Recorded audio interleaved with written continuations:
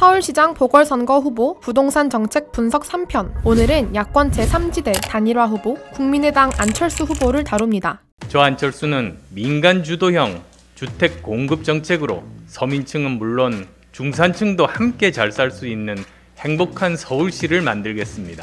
안철수의 첫 번째 핵심 부동산 공약은 5년간 주택 74만 6천 호 공급입니다. 안 후보는 먼저 3040, 5060 세대를 위해 40만 호의 주택을 공급하겠다고 밝혔습니다. 이를 위해 역세권, 중공업 지역을 개발하고 서울시에서 활용 가능한 화양부지 등 유휴부지를 활용하겠다고 말했습니다. 또 재개발, 재건축을 활성화해 주택 30만 호를 추가 공급하겠다고 밝혔습니다. 이 중 20만 호는 정비사업이 부진한 지역을 중심으로 민간 개발, 민관 합동개발 방식을 추진해 공급을 유도하겠다고 말했습니다. 나머지 10만 호는 종상향 등을 통해 이뤄내겠다고 밝혔습니다. 여기서 종상향은 용도 지역을 한 단계씩 올려 용적률과 층수를 높이는 방식을 말합니다. 용도 지역은 도시, 관리, 농림, 자연환경 보존 지역으로 분류됩니다. 여기서 도시 지역은 다시 주거, 상업, 공업, 녹지 지역으로 분류되죠. 각각의 지역들은 또 세밀하게 분류되는데요. 현재 서울시 아파트들은 대부분 2종, 3종 일반 주거지역에 있습니다. 서울시 조례에 따르면 1, 2, 3종 일반 주거지역의 용적률은 각각 150, 200, 250% 이하입니다. 만약 2종 일반 주거지역에 있는 아파트가 3종으로 종상향된 재건축이 이루어진다면 용적률은 기존보다 50% 증가하게 됩니다. 이렇듯 종상향이 이루어지면 용적률이 높아지고 층수 규제가 완화돼 재건축 사업성이 개선됩니다. 서울시 주거정책의 최우선순위는 절망적인 주거 환경으로 지옥고를 전전하는 청년들이 다시 꿈꾸고 도전할 수 있는 청년도시 서울을 재건하는 것입니다. 안 후보가 주장한 공급 물량에는 청년 세대를 위한 청년 임대주택 10만 호 공급이 포함되어 있습니다. 이 중 5만 호는 국철과 전철을 지하화한 상부 공간에 주상 복합 형태로 공급할 계획이라고 말했습니다.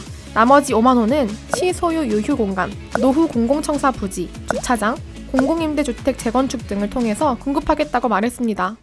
74만 호, 5년 동안 공급하겠다고 내건 숫자입니다. 숫자로 유권자를 현혹하려는 것으로 이런 숫자는 명백한 거짓말입니다. 안 후보의 부동산 공급 공약, 실현 가능성을 두고 여러 비판을 받고 있습니다. 첫째론 재건축, 재개발 활성화를 통한 30만 호 공급이 불가능에 가깝다는 지적입니다. 앞서 안 후보는 재건축, 재개발을 활성화시켜 30만 호를 공급해내겠다고 밝혔는데요. 순증분을 따져본다면 임기, 차기까지 감안한다고 하더라도 현실성이 떨어진다는 것입니다. 서울시 같은 경우에는 그 2005년부터 지금까지 재건축을 통해서 공급된 물량을 보면은 한 9만 5천 정도가 되는 것 같아요. 순증분 2만 호밖에 안 돼요. 재개발 같은 경우에는요 30만 정도가 40년 동안 공급이 됐어요. 순증분을 계산하면 30% 이렇게 30만 호를 달성할 수 있다. 이건 가능하지 않다. 둘째론 종상향을 통한 10만 호 공급 과정이 순탄치 않을 것이라는 지적입니다. 종상향을 추진한다면 2종 일반 주거지역에서 3종 일반 주거지역으로 올리거나 3종 일반 주거지역을 준주거지역으로 올리는 시도가 발생할 것으로 예상되는데요. 이렇게 되면 건물의 용적률은 250% 혹은 최대 400%까지 올라갈 수 있게 됩니다. 참고로 현재 반포자이의 용적률이 270%인데요. 이렇게 10만 호가 공급된다면 도시 밀도가 상당해질 것이라는 우려가 나옵니다.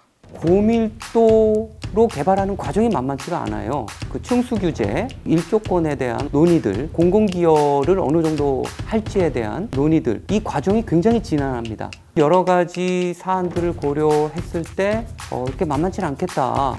덧붙여 종상향을 계획할 땐 여러 가지를 고려해 엄밀한 검토 과정을 거쳐야 한다고 지적했습니다. 종상향은 비가역적이에요.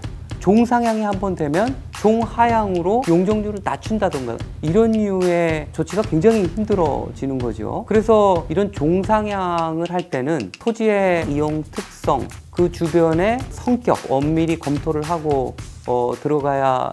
종상향이 이루어지면 주거지역과 상업지역의 업무 기능이 혼재될 가능성이 있는데요. 준주거지역이 상업기능도 함께 수행하는 주거지역이라 3종 일반에서 준주거로 종상향이 시행되면 많은 상업시설이 유입되기 때문입니다. 이럴 때 나타날 수 있는 어려움을 충분히 고려해야 한다는 지적입니다. 예를 들어 아파트 주변에 교통체증이 심화된다든가 소음 공해가 발생한다든가 하는 문제들이 발생할 수 있거든요. 이렇듯 종상향은 건물뿐 아니라 지역에 큰 임팩트를 야기하는 것이기 때문에 지역 인프라 비용까지 포함해 정책을 구상해야 한다는 지적이 나옵니다. 이 비용은 우리가 지불해야 할 사회적 비용인데 현재로서는 고려되지 않고 있다는 비판입니다.